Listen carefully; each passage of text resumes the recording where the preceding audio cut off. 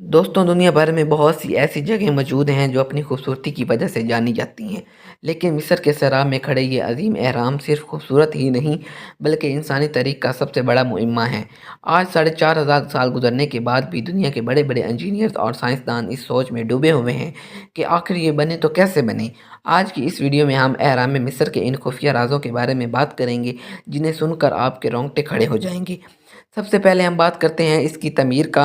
Giza का सबसे बड़ा हरम 23 लाख से ज़ायद पत्थरों के ब्लॉक से बना है। अब ज़रा सोचें कि इस ज़माने में ना कोई क्रेन थी, ना कोई मशीन थी और ना ही कोई इस पहिए का इस्तेमाल हुआ करता था। तो फिर 2.5 टन से लेकर 70 टन तक वज़नी पत्थरों को सैकड़ों फीट की बुलंदी पर कैसे पहुंचाया गया। 70 टन का मतलब है एक बड़े ट्रक जितना वज़न। आज की जदीद तरीन क्रेनें भी इतना वज़न उठाते हुए मुश्किल महसूस करती हैं। तो इस ज़माने के इंसानों ने ये कारनामा कैसे सर अंजाम दिया। इब्राहिम मिस्र की पैमाइश इतनी दुरुस्त है कि अक्ल दंग रह जाती है। ये एहराम ज़मीन के बिल्कुल ऐन मरकज़ पर वाक़या है। इनकी चारों इतराफ़ कुतुब नुमा यानी कंपास की तरह बिल्कुल दुरुस्त सिमतों की तरफ इशारा करती हैं।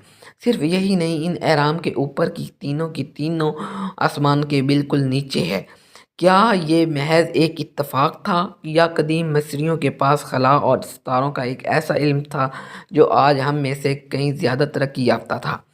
मिस्र का सहरा जहाँ दर्जा हरारत 50 डिग्री तक चला जाता था और वहाँ इन एहराम के अंदर का माहौल बिल्कुल अलग है। आपको ये सुनकर हैरत होगी कि एहराम के अंदर का दर्जा हरारत हमेशा 20 डिग्री सेंटीग्रेड रहता है, जो कि ज़मीन का औसत दर्जा हरारत है।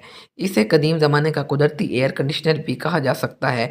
इसके अंदर बादशाहों की लाशों यानी मुमियों को इस तरह महफूज किया गया है कि हज़ारों साल बाद भी वो ख़राब नहीं होंगे। और इनके साथ सोना, चांदी और हीरे जवाहरात भी रखे गए हैं जिनका सुराग लगाना आज भी मुश्किल है।